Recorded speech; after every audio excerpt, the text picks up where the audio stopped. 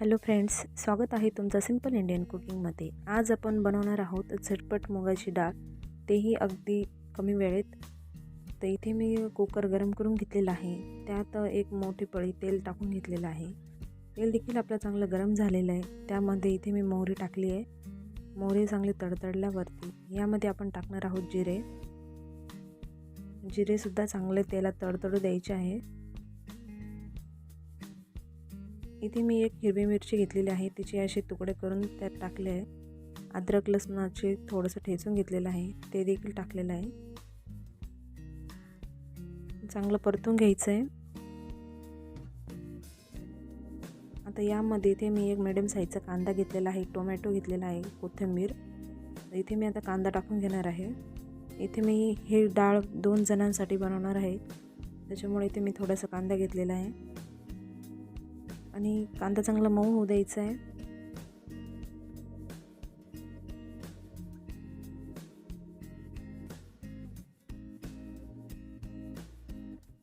कांदा लवकर परतण्यासाठी किंवा लवकर लाल होण्यासाठी थोडंसं मीठ टाकून घ्यायचं आहे। आता इथे मी टोमॅटो टाकून घेतलेला आहे। टोमॅटो सुद्धा आपल्याला चांगला मऊ होऊ द्यायचा आहे। ही डाळ अगदी 5 मिनिटातच तयार होते कुकरमध्ये लगेच लावली तर।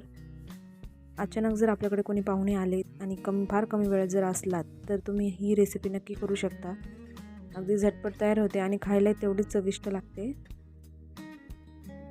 तर टोमॅटो आपला छान मऊ झालेला आहे। यामध्ये तुम्ही आपल्या आवडीनुसार मसाले ॲड करू शकता। इथे मी हळद टाकलेली आहे, त्याचबरोबर 1 चमचा इथे मी लाल तिखट टाकून घेतलेला आहे। तिखट तुम्ही तुमच्या आवडीनुसार कमी जास्त करू शकता। आणि थोडासा मी इथे सांबार मसाला घेतलेला आहे, याने खूप छान फ्लेवर येतो डाळीला। आपण डाळ मुगाची बनवणार आहोत, तुम्हाला हवी तर तुम्ही इथे तुरीची डाळ देखील टाकू शकता, पण मी तर पूर्णपणे मुगाचीच डाळ घेतलेली आहे। इथे मी मुगाची डाळ 2 ते 5 मिनटं फक्त भिजवून घेतलेली होती, कारण वेळ एवढा नव्हता। त्याच्यामुळे जेवढी भिजली ती त्याच्यामध्ये मी टाकून घेणार आहे। इथे मी 1 वाटी मुगाची डाळ घेतलेली होती।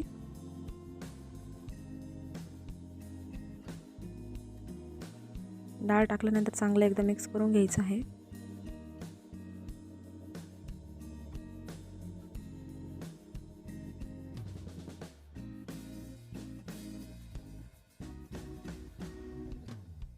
इथे आवश्यकतेनुसार आपल्याला पाणी ॲड करायचं आहे। तुम्हाला डाळ कितपत पातळ हवी आहे की घट्ट हवी ह्यानुसार तुम्ही पाणी ॲड करू शकता।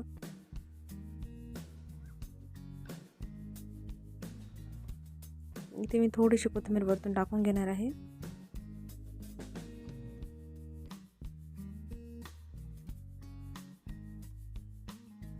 यामध्ये चवीनुसार मीठ ॲड करायचं आहे।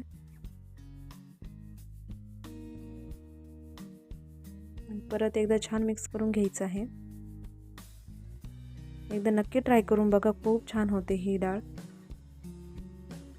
अगदी कमी वेळेत आपल्याकडे वेळ नसला तर ही डाळ तुम्ही नक्की बनवू शकता। सर्व फोडणी देऊन टाकायचं आहे, फक्त 1-2 शिटी काढून घ्यायची आणि डाळ जास्त मऊ शिजवायची नाही आहे। तुम्ही बघू शकता पुढे, त्याच्यामुळे व्हिडिओ शेवटपर्यंत नक्की बघा। इथे मी 2 शिट्या करून घेतलेल्या आहे।